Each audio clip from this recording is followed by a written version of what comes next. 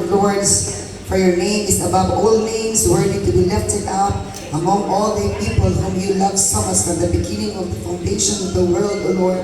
And I pray that you will prepare our hearts, our minds to receive the message this morning, O Lord. Cover us all with your precious blood. Bless our ears to eagerly hear your message, O Lord. Bless our hearts to eagerly receive, O Lord God, and love your words. Bless our minds to understand your words, O Lord God. In the mighty name of Jesus Christ of Nazareth, we pray. Amen.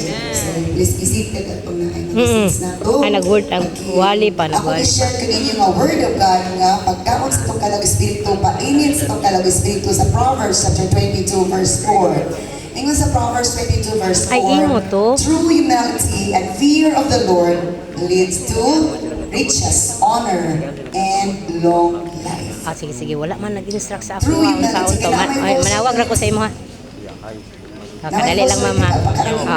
Kung sa instruct ato. So, nag-specify yun ang Bible sa Proverbs 22 verse 4. True humility. Dili na to ma-face si Lord na magpahambol-hambol ta kay kabalungan si Lord kung sa ang true humility. Walay pakaruing nun. Di ba bisag kita nga magpahambol-hambol ta nga murag dili bitaw gid humble jud nga tinuod. Ilhan ba yata samot na gid si Lord. So kung naatay tinuod nga pagpakaubos na ay reward. Tulo ka reward according ka nga verse. Isa ka reward is riches. Bahandi. Kanang bahandi dili lang ra man na kwarta. Kanang imong pagka-maayo. Your kindness is one of the riches. Ang atong pagkabuutan, pagkamaayo, isa na nga bahandi nga dili mapalit og sapi. So ang mga buutan, minog amen. Salamat nagkabuutan. Atong kagwapo, bahandi po yan na. Pero na nagagwapo, layo na nas ka maayo kabuutan. Kung saan ka nagwapa na dili ka maayo, ikaw nautan. Bahalag di kay tagwapo, basta buutan. Sa to, isa na nga riches, buutan, maayo. O isa nga riches, kugihan. Dili kugihan magtabi-tabi, kugihan magtrabaho, kugihan mag-ayong-ayong, mag-ayong-ayong para sa kaayuhan sa pamilya, kauwiwan sa itong departamento. Santo dili. Dagan ang klase kugihan ay negative. Kugihan mag-cellphone, dili kugihan mag-trabaho. Sabi sa pastora, uy, sukan na lang ito, tinukod siya, uy. Diba? So isa, nagkata riches. Imong pagkamatinabangon, bakit kaya po na, uy? Pagkamatinabangon, pagka-comforter, bakit na niyo mo? Isa lang, isa ka riches, isa ka reward or benefit sa true humility and fear of the Lord, riches, and then sa sunod, naminog mo sa sunod. Kasi sunod sa riches. Honor. Bahala di ta honor sa eskwelahan. Basta natay honor sa Lord. Natay tungog sa Ginoo nga buot na tong anak, dito pala away, dito ilang tunoy. Diba? Wala din ta honor, kaya dito ba kita honor sa eskwelahan? Di kita tanang honor sa eskwelahan. Pero baga si Ginoo ko mabinutan ta, magkugihan ta. Honor ng mga anak, tas Ginoo natay honor natin dumo. Diba? Matay medal siguro, ito eskwelahan na to. Pero tabangan si Ginoo ka lang, pag-appreciate ni Lord, magbuutan ta, dungog na. Lead sa prayer, isulti ni Lord. Diba? Gamay naman siguro sa ato rin ay honor sa eskwelahan. Pero tabangan si Ginoo kung buutan ta. I-apply na ito yung pulong na natay dungog ikas Ginoo. Yes or no? Amen. Yes. Baka lagi dumog-dumog ta nga. Nga nito, basta tabangan sino, makayong tagdungog. And then, the third reward sa true humility and fear of the Lord. Ano sa ganito? Long life. Ito to? Naisumpad pa itong life. Everlasting. Long life. Hindi pa man na gusto mamatay pa. Gusto pa man na to extend na itong kinabuhi. So, isa na, yabing nga taas ang kinabuhi. Magtarong tagpaubos through humility at magkahadlok tas Ginoo isa na nga key, isa na nga yapi nga taas atong kinabuhi. Everlasting life. Sige, wali pa niya. Man wala man di gusto sa ato mamatay pa kay gusto pa man tadensyo pagtag life. So isa na nga yapi.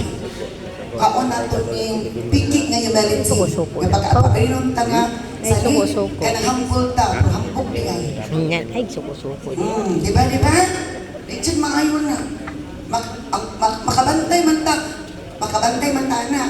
Labo sila makabantay dyan na. So, tulog ka reward kung binuutan ta natin true humility and fear of the Lord. Isa pa example sa fear of the Lord. Kung naantay fear of the Lord, magtarong ta sa itong trabaho. Bisag balay, makakita na ito kay ikaw rin ni duty or ikaw nag-una. Katrabaho, chipon ka. Kaya magikantos Ginoo. Diba? Kung natin kantos Ginoo, di ta magdaot kaya para kita matuboy. Di ta manghilapot. Bisag na mabilib niya nga piso. Kaya main na lang ito, dugas liti. Hello? Ingana na siya. Hello, gusto ni Lord nga itong aplikan na. Ibalik ko na to ang Proverbs 22 verse 4. Proverbs 22 verse 4. True humility and fear of the Lord leads to honor, riches, and long life. Right? Magkaayong nagkakauswagan kay uswagon man sa tanang aspeto. Ato na po nag-repeat na ng verse. Proverbs 22 verse 4. Go! Proverbs 22 verse 4. Oy, gamay na ka. True humility, go. True humility and fear of the Lord Leads to leads to honor, riches, and long life. long life. Isa na lang Amen. bright magkaayo. Nata isa ka kapi, isa ka taas ng kapi. Sa pamilya, isipati na lang para mainit o kayo. O isa na yun ka, biko. True humility, go. True humility and fear of the Lord leads to riches, of honor, riches, and long life. Proverbs 22 verse 4. Nalipay mata ato mga kulungan. Ang mga humble nangalipay. Ang naay mga fear of the Lord nangalipay. Kaya reward na kanilo. Hey! Dungagan atong kinabuhi. Kasi gusto mo dungagan kinabuhi? Kay lamig pa trabaho. Lamig pa i-enjoy sa life. Smile naman dyan. Smile po ng abay, B. Smile niyo abay, B. Smile mo. Pag-smile ka. Kaya kung nagsahan kasi mga abay, at least masaya ka. Walang kinkim na galit. Let us pray. Oh, glory to God in the highest. The King of Kings and the Lord of Lords. We thank you so much for the words that you have shared to us this morning, O Lord.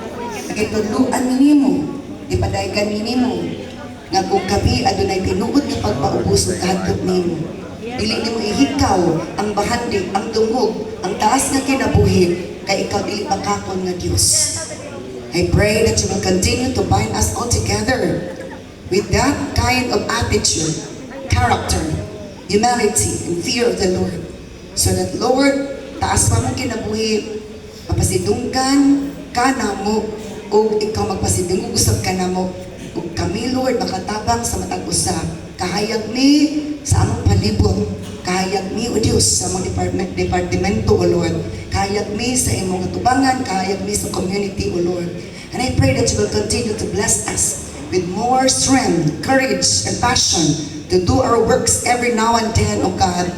Let your name be honored and glorified. Nga wala na yung mga tagubot, wala na yung mga negative issue, O Lord God, na ipaspread. But Lord, sound mind, understanding, love, faithfulness, kindness. May muhari isang kasing-kasing ko na una.